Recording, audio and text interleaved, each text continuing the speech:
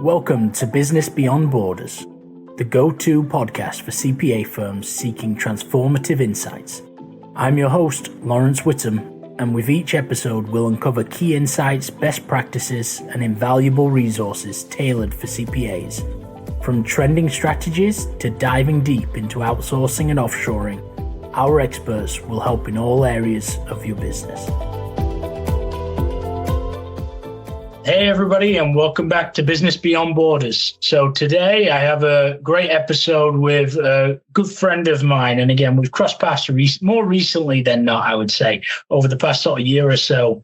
And this is Darren Isaacs from Makosi. So, and again, they've been around for quite a number of years, working with a range of firms from some of the largest firms in the US. And again, a slightly different model than other people are used to and have seen, right? Especially with maybe smaller and mid-sized firms, right? But it's something that, again, it's somewhat gone the opposite way from a lot of outsourcing, and it's come more from the larger firms and gone downstream in comparison to a lot of outsourcing starts with the smaller firms and then has gone upstream over the years. So Darren, I would let you give yourself a quick introduction if that works. Yeah, good stuff. Good to be here. So Darren Isaacs, I founded Makosi in 2006. So yeah, I've been doing this for a very long time. Can probably tell by the accent, not from around here, originally from South Africa. I'm a proud chartered accountant, did my time at PwC before starting the firm. And I think we're solving the biggest problem in public accounting right now, which is talent. The number of people coming into the industry has really halved in the past decade, and so many opportunities for firms to carry on growing out there. Lawrence, as you mentioned there, where we started initially was with kind of high end of middle market firms and providing more of an insourcing model. So we created a kind of a white labeled secondment model, recruiting talent out of South Africa. And we would do the visas, accommodation, and all that thing that the bigger firms really enjoyed, but wasn't available to middle market firms. So our original model was doing on-site secondments, recruiting people from Australia, South Africa, a bit of Philippines and Canada as well, multiple communities. But now our model is moving more into providing those secondments, but also doing pure outsourcing and also building global delivery centers for our clients as well. So now, obviously, you mentioned that you came from a Big Four background yourself. Now, so what actually came?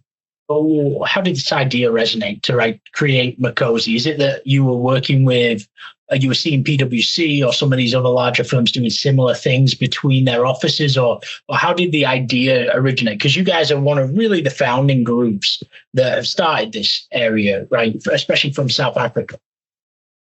Yeah, so Deloitte invented what is called the just-in-time staffing model, or their JIT program. They kind of started it probably late 90s, and the other Big Four firms were a little bit slow to kind of adapt. And so in 2001, showing my age here, I was lucky enough to be seconded in the first year that PwC did secondments. So I was seconded from Johannesburg to New York City, worked on amazing clients, and it was just this great opportunity for South African talent to kind of go on that adventure, come to the US for a busy season, work on international clients.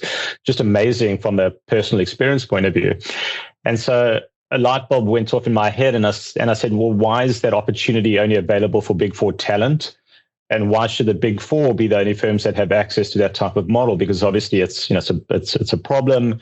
Busy season is challenging. So the original idea was to offer that same model to the upper end of the middle market firms. And so Eisner Amper was actually our first client. Took a chance with us in 2006, and we still work with them to this day. But that secondment model was pioneered by Deloitte, and then really Makosi started in bringing that secondment model to middle market firms, and the rest is kind of history. Cool. And then what type of services would you say, again, from South Africa, what's the type of talent that is available there? What are those, what do they look like from, okay, you get an accountant, so you bring in tax people, you bring in auditors. What does that look like?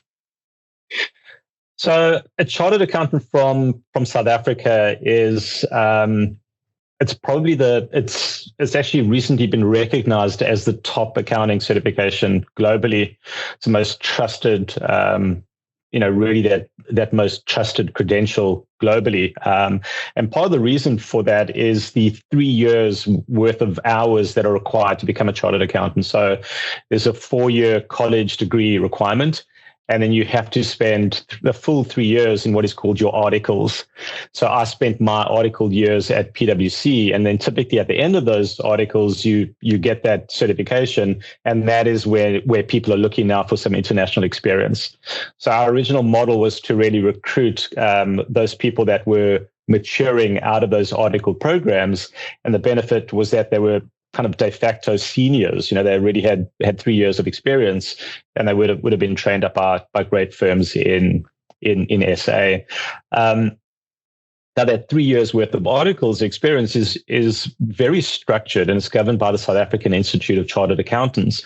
And that program really, it's not, even though it's primarily an audit certification, it covers a lot more than that. There's internal audit, IT audit. There is some transaction advisory stuff built in there as well.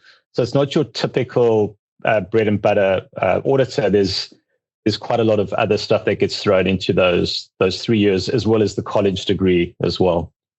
So I guess when it comes to working with the firms as well, like what are you typically seeing? Like what works best, right? I mean, when it comes to somewhat best practices and the style that you guys have, there's not too many firms doing this secondment type of work, right? So like what should firms look out for when they're doing that? Is it that they should really hand over a full project, right? Again, with some training, or is it that they should be including team members within teams that are already working on a specific audit? Like, what should that look like?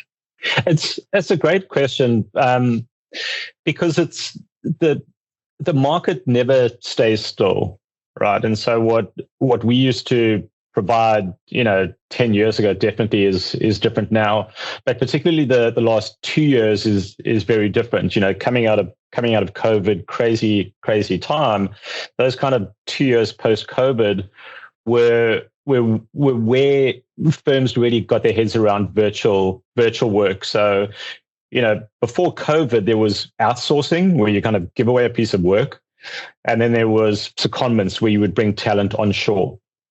So what COVID allowed us to do was bring the talent, but in a virtual environment. And so our bread and butter was really providing that audit senior. So we would provide seniors, people with 3 to 5 years worth of experience, and they would integrate into our client teams. So if there's an audit going on, requires 3 seniors, a manager and a senior manager, we could supplement that team with most of those audit seniors and potentially a manager as well. But we're seeing more and more needs now for clients to do a lot more pure outsourcing. And so that's where we now have a CICA certified training office. We can really manufacture our own chartered accountants out of South Africa and other regions as well, and we're building global delivery centers too. So more and more of the work is kind of coming into our hands. We're able to produce that end product, particularly around employee benefit plan audits, for example. And one of our main differentiators there is the fact that we embed innovation and technology into our process. So it's not just, we'll apply people and we'll kind of get that end product out.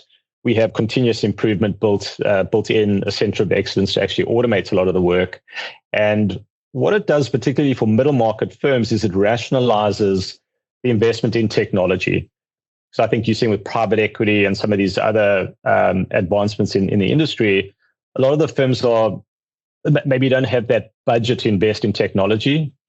So they find themselves consolidating into other firms or being bought up by private equity to really get that investment. The benefit with us is that we have the scale, like we do the investment in technology, and our clients get the benefit through, much faster audits and components of audits as well.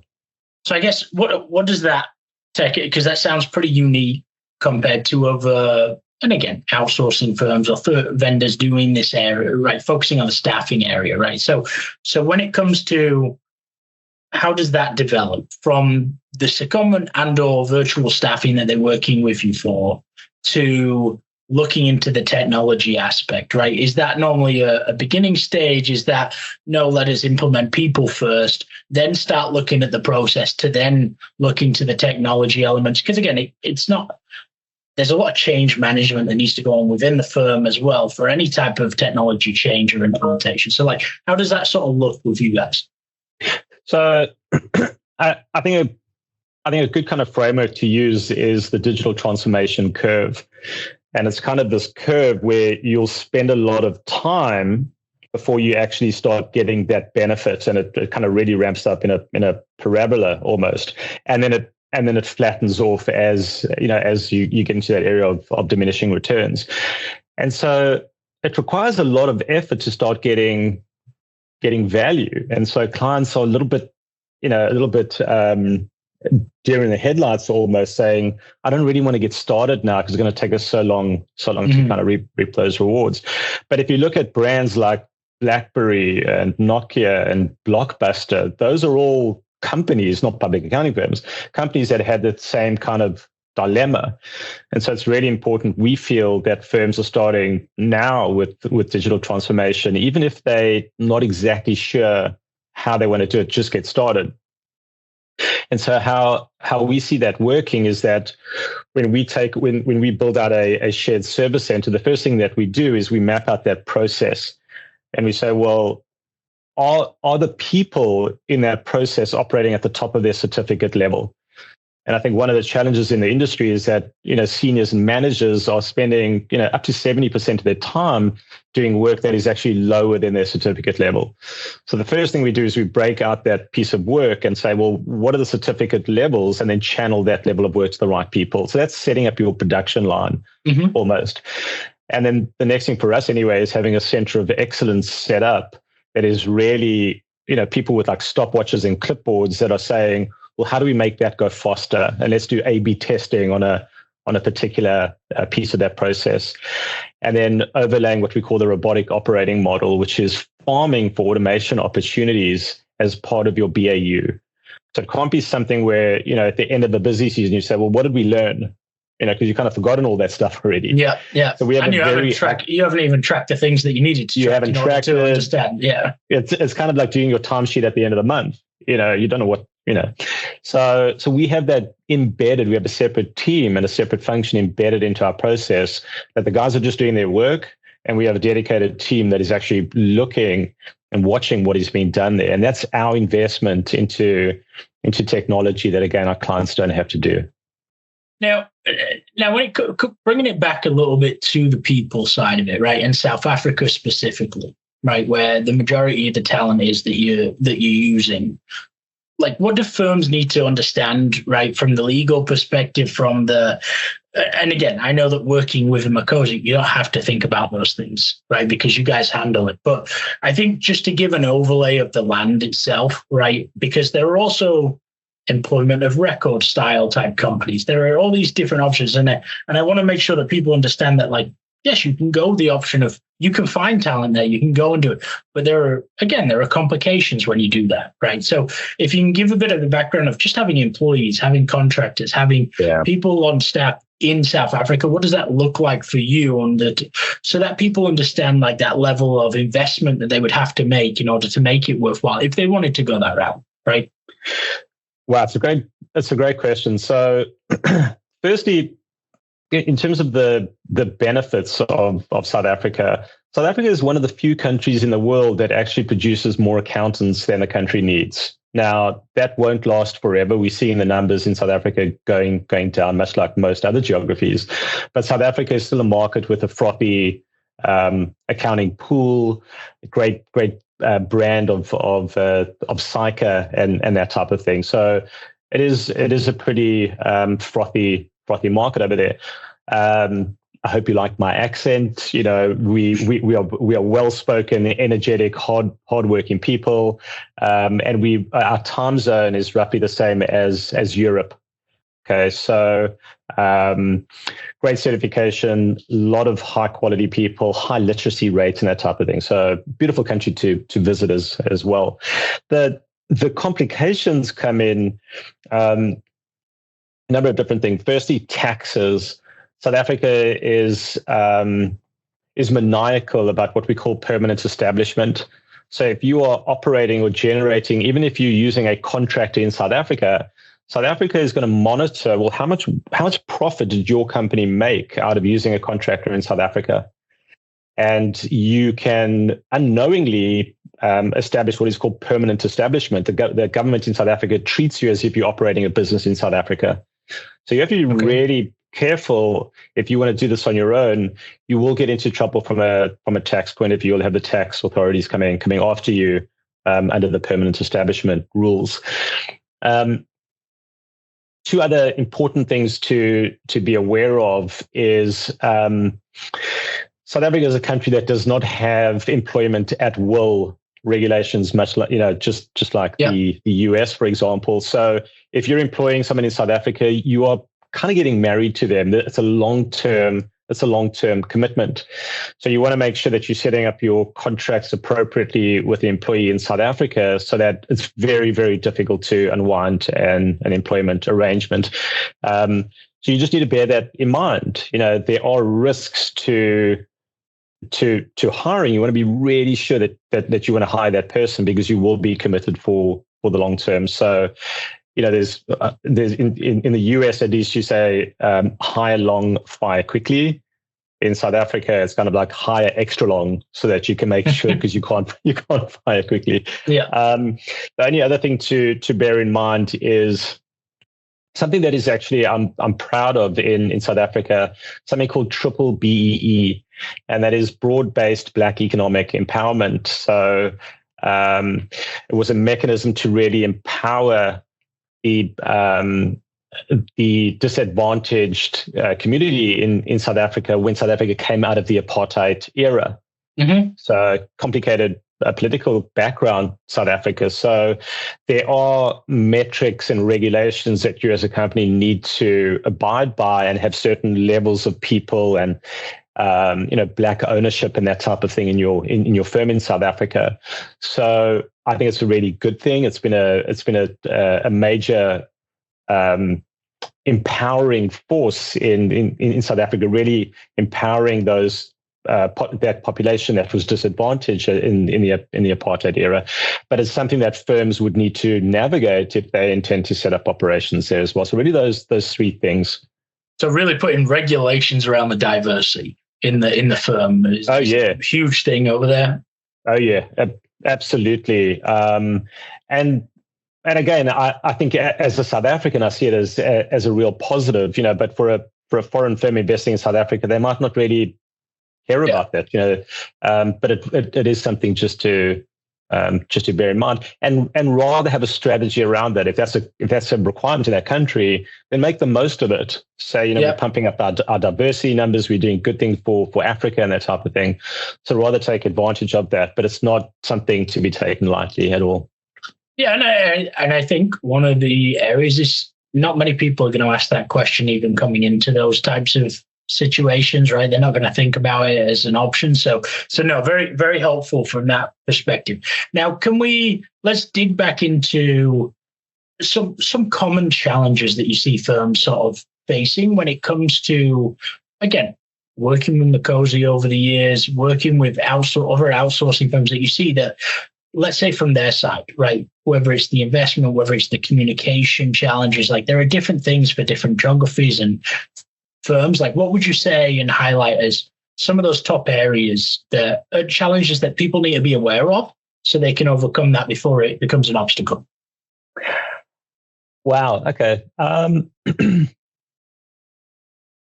think one that we battle with quite a bit with our clients, and I think it's almost a factor of clients need to get out of their own way a little bit, is that if clients have specific methodologies or they have specific ideas about the just hang on one sec. The dog is scratching and I've got something in my throat. So just pause for a second.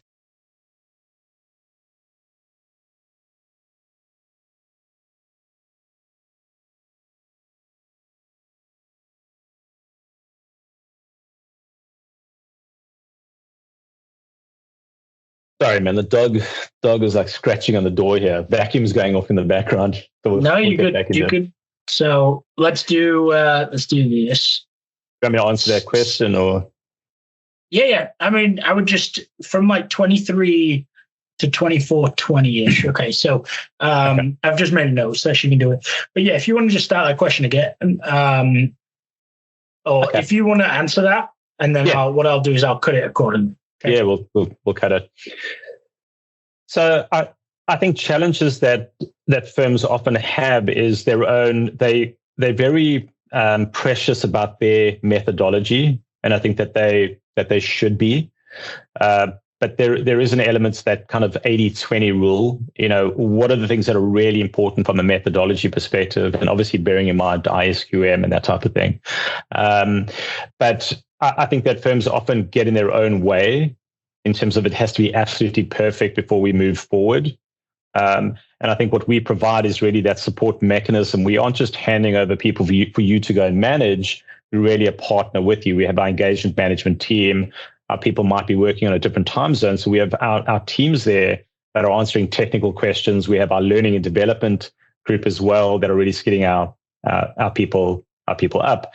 And I'm sure you see it, Lawrence, as well, that other firms will move too quickly and just mess it up, and other firms might just not be willing to move because they have to know every single thing. So establishing that right kind of balance and setting up that governance model to really say that this thing is working or it isn't working. And one of the things there is being really specific around skill sets. We've seen clients coming to us and saying, have you got people that have done a specific type of cryptocurrency audit and we need 14 of them? We're like, well, those people don't really exist.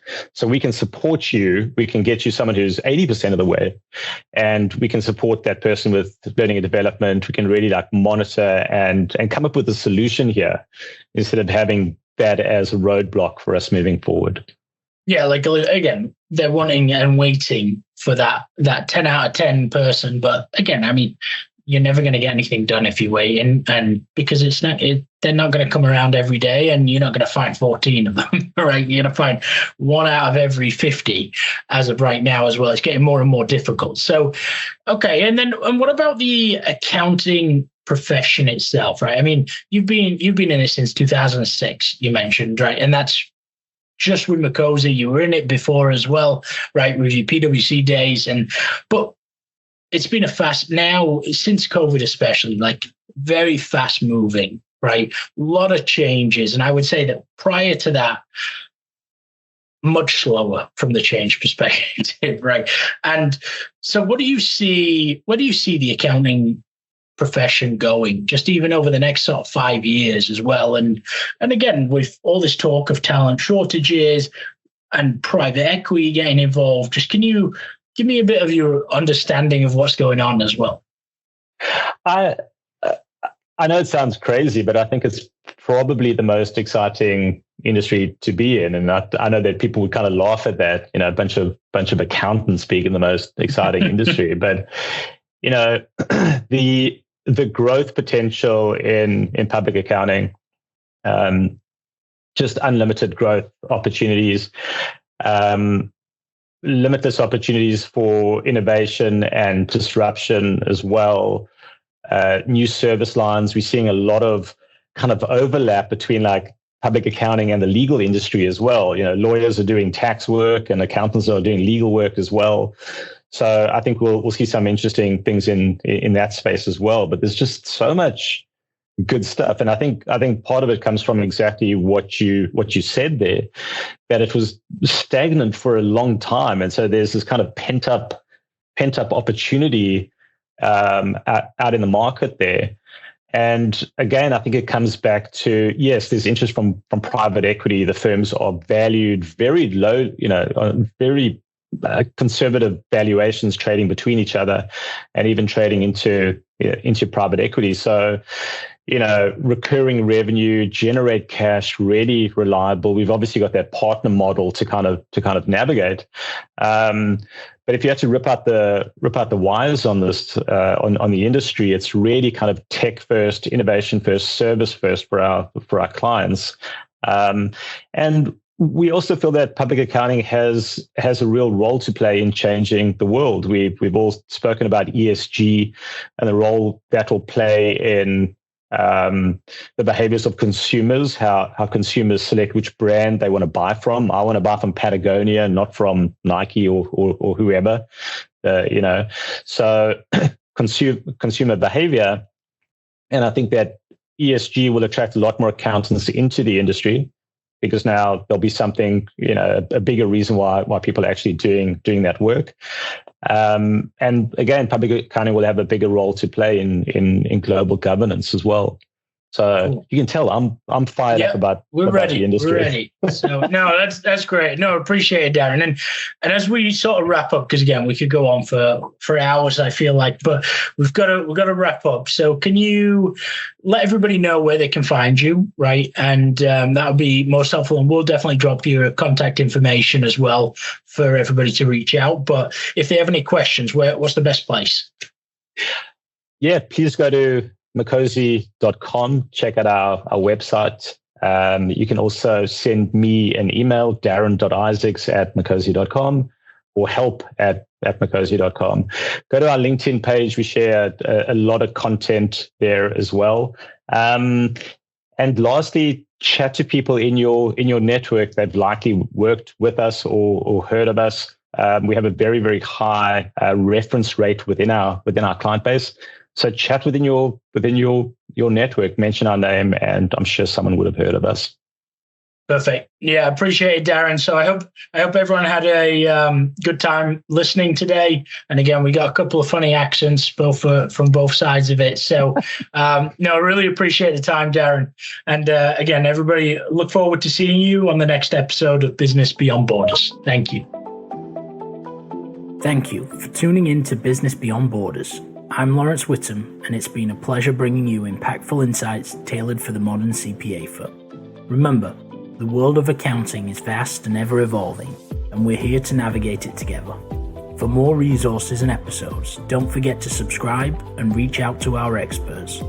Until next time, keep pushing the boundaries of your business and explore the limitless possibilities beyond borders.